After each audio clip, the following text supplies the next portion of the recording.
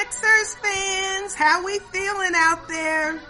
Hey y'all, my name is Lauren Gordon. Some of you may already know me on social media as Lauren Fan of the Year. Others may have just stumbled upon this podcast, but either way, I want to first thank all of you for tuning in to episode 18 of my very first podcast. I'm just a Sixers fan, the Lauren Fan of the Year story. Now let's continue the story. Y'all, we were just eliminated from the playoffs by the Toronto Raptors, thanks to Kawhi Leonard's quadruple doink. I still can't believe he made that basket at the buzzer in a Game 7 to win the game and advance his team to the Eastern Conference Finals. The Raptors would end up beating the Milwaukee Bucks and would face the Golden State Warriors in the NBA championship. On June 10th, Kevin Durant, who was with the Golden State Warriors at the time, went down with that Achilles injury in Toronto. The Toronto Raptors would go on to become the 2019 NBA champions. I couldn't help but think how close we were to winning a championship. If Embiid was healthy, 100% ready, and didn't miss any games, who knows? I don't even know why I torture myself thinking of the what ifs. During the 2019 NBA draft, with the 20th pick, our Philadelphia 76ers selected Matisse Thybulle. After hearing the news, I'd make my Facebook post. Don't know anything about Matisse Thybulle, but he can't be worse than that other guy we got from Washington, right?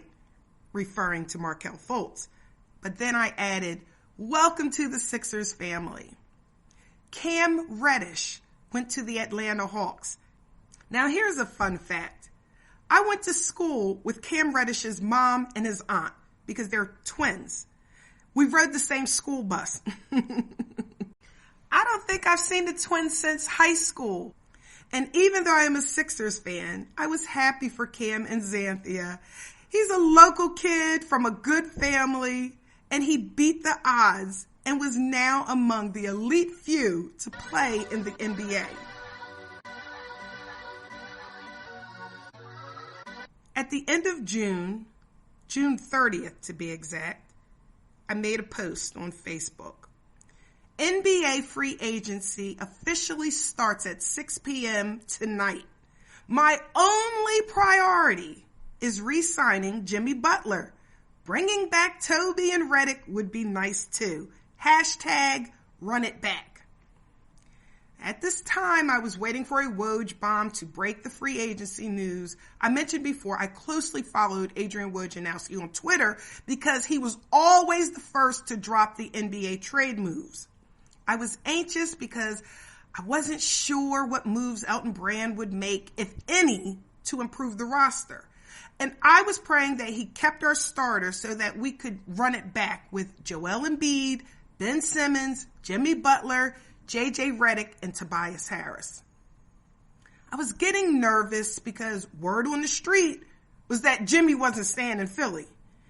I turned to social media again and posted, all this talk of Jimmy not re-signing with us is giving me anxiety. Everyone just needs to chill TFO, which means everyone just needs to chill the F out. We just had to re-sign Jimmy. He was my favorite current Sixer. Jimmy gave us an identity. Jimmy gave us toughness. He was the alpha male we so desperately needed. He was a leader. Ben and Joel were still young at the time, and they needed the veteran presence of Jimmy Butler. Then there was a Woj bomb. Al Horford to the Sixers. Wait, what? I didn't want Al Horford. He was old. He was old then. He was a former Boston Celtics. Yuck, I never trust the Celtics. And I didn't think he fit with our roster. It made no sense, but oh well. Then another Woj bomb. One that would shake me to my core. Sign and trade Jimmy to the Heat, and we ended up with Josh Richardson, and then J.J. Redick to the Pelicans. I was devastated. Why the hell would we blow up our team? I wanted to see us run it back. I believed in the roster. Getting rid of Jimmy and JJ was just stupid. How the hell did this make us better? I was thinking, wait, Ben Simmons, Tobias Harris, and Mike Scott stays? We still have Embiid, but are we a better team? Then it was reported that Kevin Durant went to the Brooklyn Nets.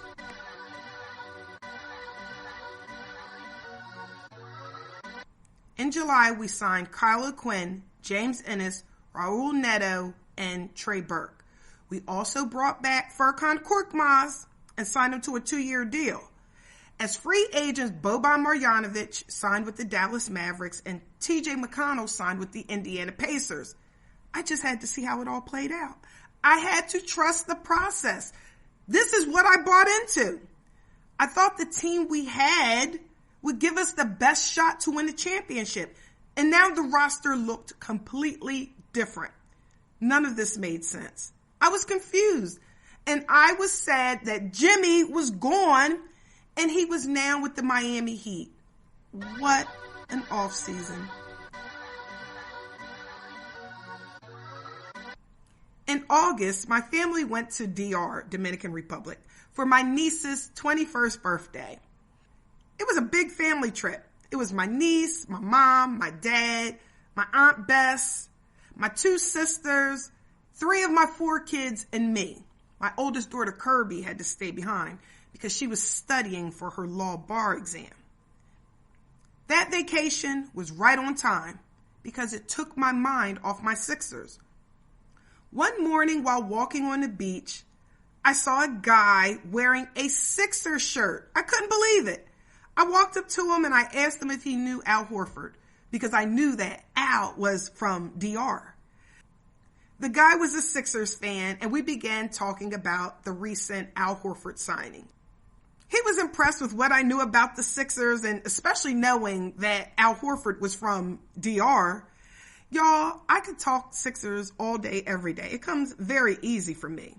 And it was funny because here I was on vacation and I was still talking Sixers. I even took a photo with my new Sixers friend and posted it on Facebook. It was now September 2019 and our new look Sixers consisted of Ben Simmons, Josh Richardson, Tobias Harris, Al Horford, and Joel Embiid. On September 9th, y'all, this is when Mike Scott got in that fight with those drunk Eagles fans at the Eagles game. Mike Scott is a Washington Commanders fan, and he got into it with some fans who obviously didn't know who Mike Scott was, nor did they care. But if you watch the video, it's actually kind of funny because y'all, Mike got them hands. And listen, I love the Eagles, but shoot, I was rooting for Mike because I felt like he had a right to rep his squad even if he was in Eagles territory. On October 5th, I went to a Sixers scrimmage at Chase Fieldhouse in Wilmington, Delaware, and ran into Elton Brand, our general manager. And I told him, "We're going to the finals, baby." He just smiled and agreed to take a photo with me. And 3 days later, on October 8th, Corey and I went to a preseason game at the Wells Fargo Center. She had just gotten her wisdom teeth pulled a couple days prior and could barely talk because of the stitches in her mouth. We had toured the newly renovated Wells Fargo Center and was watching the game from the assembly room. This was the new seating area at the very top of the arena. And even though you're like above nosebleed seats, it was like a whole vibe. Like it was nice, like a little club up there. Think of it as like the penthouse of the Wells Fargo Center. So we're up there and the Sixers were playing a team from China, the Guangzhou Luoyang Lions. The Sixers were obviously the better team. We were in full control the entire game. And Ben was having a good game with his dunks because that was his most effective way to score. dunking the ball because he wouldn't shoot. The sentiment among Sixers fans was, yes, Ben is a great ball player, offensively, defensively, but why won't he shoot the damn ball? Well, during the game, the clock was winding down at the end of the second quarter, right before halftime, and Ben dribbled the ball behind the arc and threw up a three-pointer, and it went in. Nothing but net. It was Ben Simmons' first career three-pointer, and his form and confidence taking that shot was everything. Corey and I were screaming with excitement because we couldn't believe what we witnessed with our own eyes. Ben made a three. And y'all, I felt bad for Corey because she busted a few of her stitches from getting her wisdom teeth pulled. What a moment. It was known as the shot heard around the world. Go, Ben! Shit. Now that Ben had a jump shot, I just knew we were good. One night, I was alone in my apartment. I was just laying in my bed, scrolling through my phone, and I saw an ad that read, "Are you the biggest sports fan? Do you know the biggest sports fan?" It was a promo by Fansided Sports, an online sports media company, and it was a contest open to all sports fans: basketball, football, baseball, soccer, hockey, NASCAR, professional, college, little league. It didn't matter. Fansided was in search of the biggest sports fan in the country. So I clicked the link and I saw the previous winners who had won the past 4 years, and this was their 5th year search. I always knew I was a huge Sixers fan because I always told myself growing up that I was the biggest Sixers fan that I knew. But could that be enough to actually win this contest? I looked around my bedroom as I laid in my bed. I had an Allen Iverson fathead on my wall. My comforter and pillowcases had the red and white Sixers logo. In a corner of my bedroom was a garment rack that displayed all of my jerseys. I had a chest of drawers with just my Sixers t-shirts. It was important for me to keep my Sixers gear separate from my regular wardrobe. That's when I realized I had more Sixers clothes than regular clothes. I scanned my apartment. It was very clean. It was very neat. It was very organized. And it was very Sixers. I realized that after my separation, I furnished and decorated my home into things that made me happy. Photos of my kids, my family, and everything Sixers. My bathroom was Sixers themed with an AI-era Sixers logo shower curtain. The accents in my bathroom were black and red. My living room displayed a lot of my Sixers memorabilia. My kitchen had Sixers drinking glasses. And come to think of it, I was still driving my Kia Optima, a car that I brought because it was the official car of the NBA. My vanity license plate was Sixers fan, for crying out loud. I looked over at my dog Murphy, and he was wearing a doggy Sixers jersey. I was just taking it all in and was thinking, I can't imagine any other Sixers fan out there that not only has a lot of Sixers stuff, but has the story that I have. I immediately thought of Alan Horowitz. He's already known as Sixers superfan, the sixth man. He sits courtside at every single home game, and he even goes to road games. And I thought to myself, I'm definitely not on that level. Doubt started to creep in, and I began telling myself, even if Alan Horowitz doesn't enter this contest, there is going to be a lot of not only Sixers fans applying, but Eagles fans, Flyers, Phillies fans. And shoot, I forgot, this isn't just a Philly contest. This is a national contest. The odds of me winning this contest is beyond my comprehension. I probably have a better chance of getting struck by lightning. I read over all the rules and requirements and saw that in addition to filling out the questionnaire, I had to submit photos and or a video. I knew that's how I could stand out from my competition. I needed to be creative with my video. I laid in my bed and I couldn't shut off my brain. I was in full brainstorming mood. I got it. I'll create a video of me getting ready for a Sixers game, and I'll be able to show off my Sixers apartment. I didn't just have Sixers stuff. I lived Sixers all day, every day, year round. I needed the help of my daughter, Kendall, to record, edit, and set the video to music. Kendall was so good with stuff like that. So Kendall came over the following weekend, and it took us all morning to put together this video. And I was able to submit the video and the questionnaire before the contest deadline. I felt a sense of relief. It was now in God's hands. I didn't necessarily think I'd win. If anything, I looked at it as another opportunity for me to share my Sixers passion. A few weeks later, I received a call from Fansided telling me that they received my submission and they were highly impressed. They loved the video. I was so happy to hear this, and I was told the next step was the interview process. I was told I would get a call later that week in the afternoon.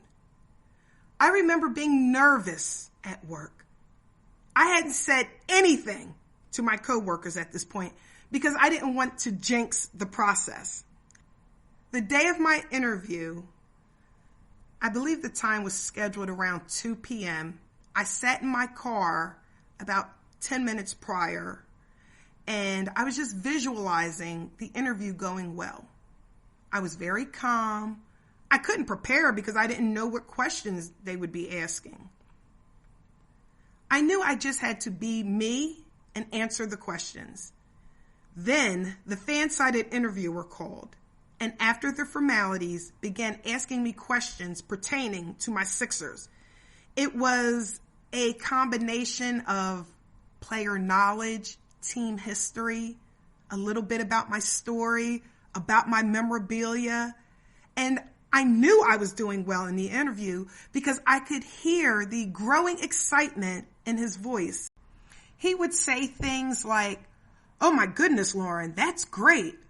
Lauren, that's good stuff. Wow, Lauren, that's incredible."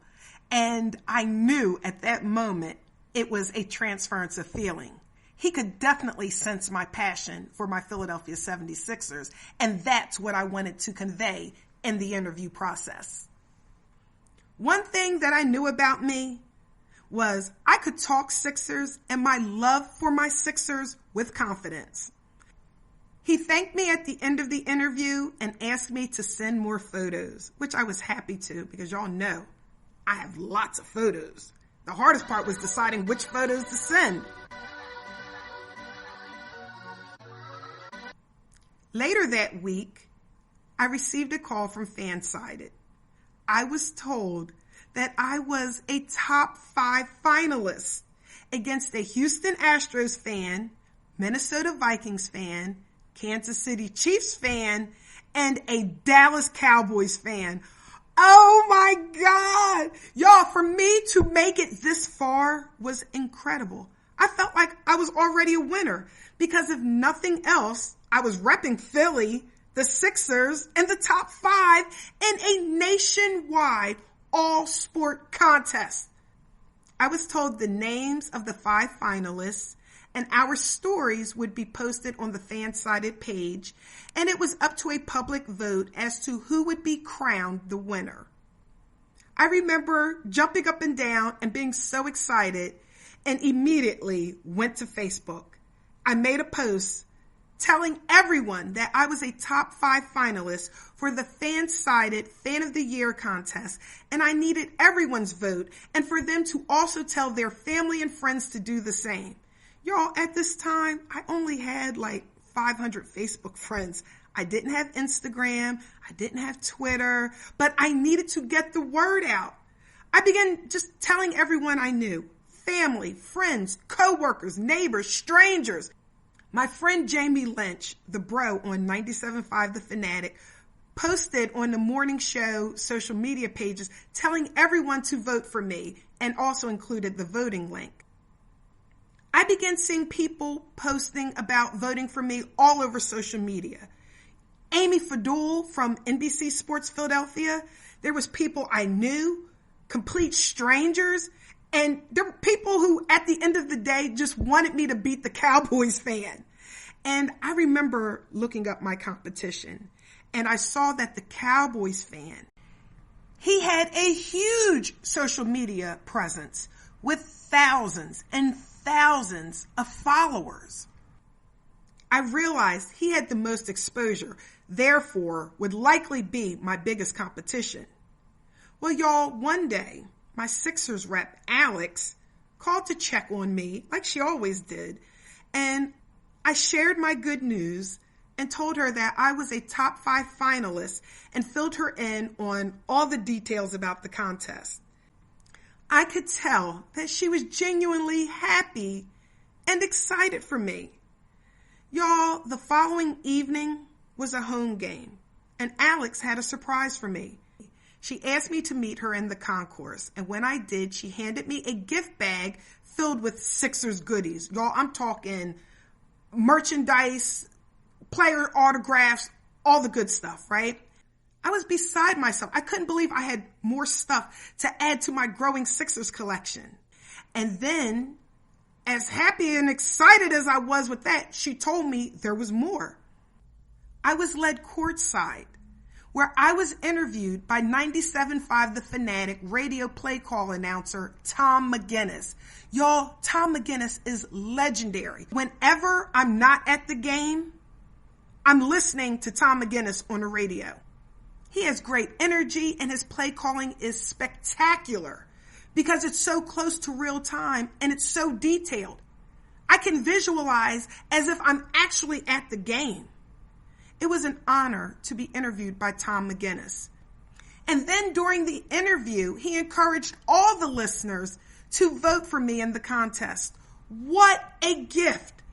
At the end of the interview, walking across the court, following behind Alex, we ran into another legend, Mark Zumoff, who at the time was the television play-by-play announcer with Ala Abdelnaby. Alex introduced us and he said, "Wait, is this the young lady who was in that national contest for Fan of the Year? I heard about this." I couldn't believe it. And like a little kid, I pointed to myself and I said, "Yes, that's me." And he gave me a huge hug and told me good luck. Y'all, I felt like I was in a dream, but it only got better. I was brought out to half court and was recognized and presented with a game ball. It was an incredible evening. I felt like I was already a winner. I was so grateful for this amazing experience. It was an opportunity of a lifetime.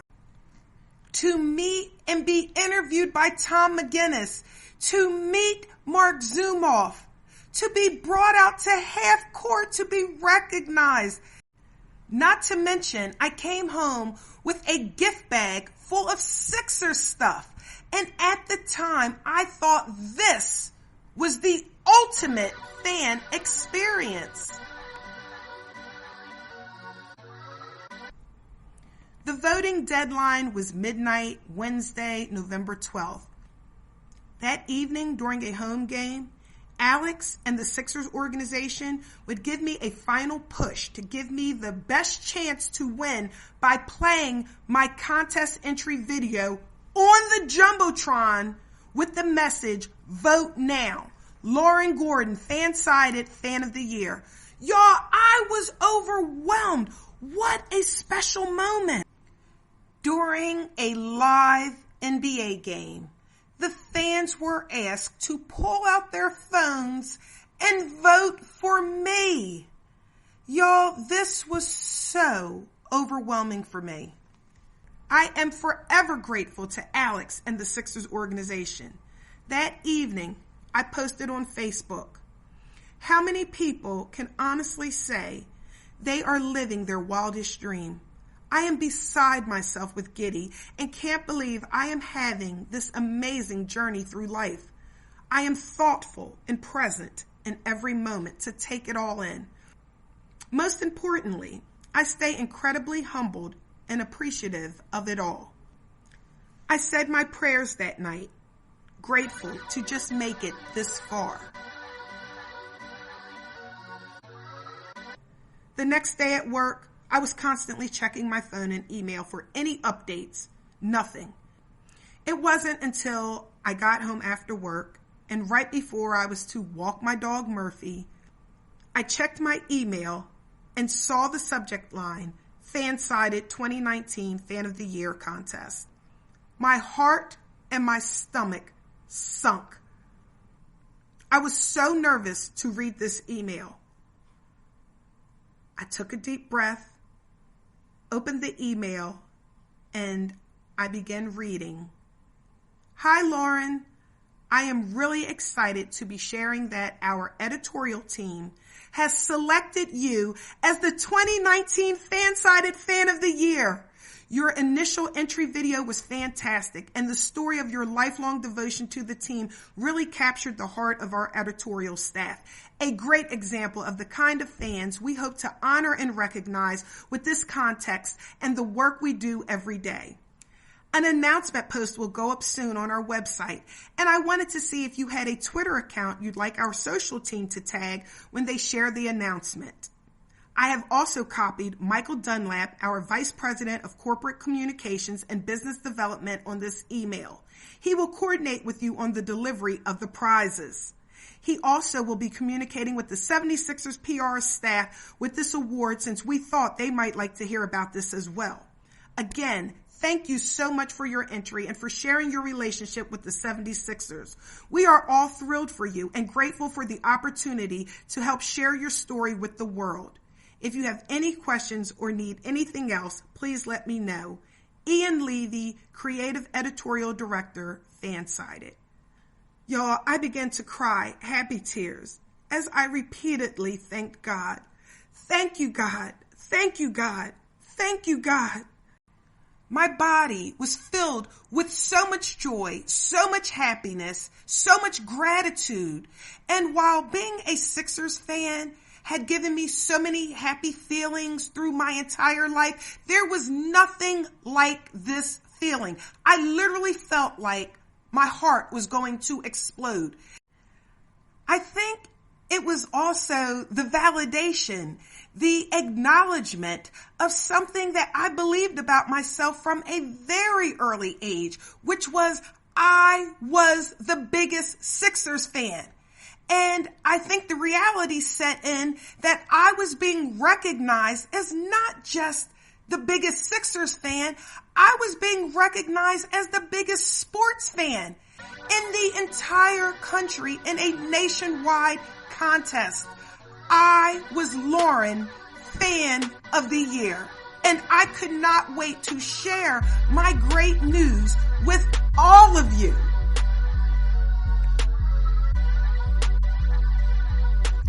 Thanks for tuning in, y'all. This will conclude season 1 of I'm Just a Sixers Fan, the Lauren Fan of the Year story. Season 2 will resume in February of next year. Yes, y'all, I still have lots of good Sixers stories to share with all of you. And at that time, we will continue the story.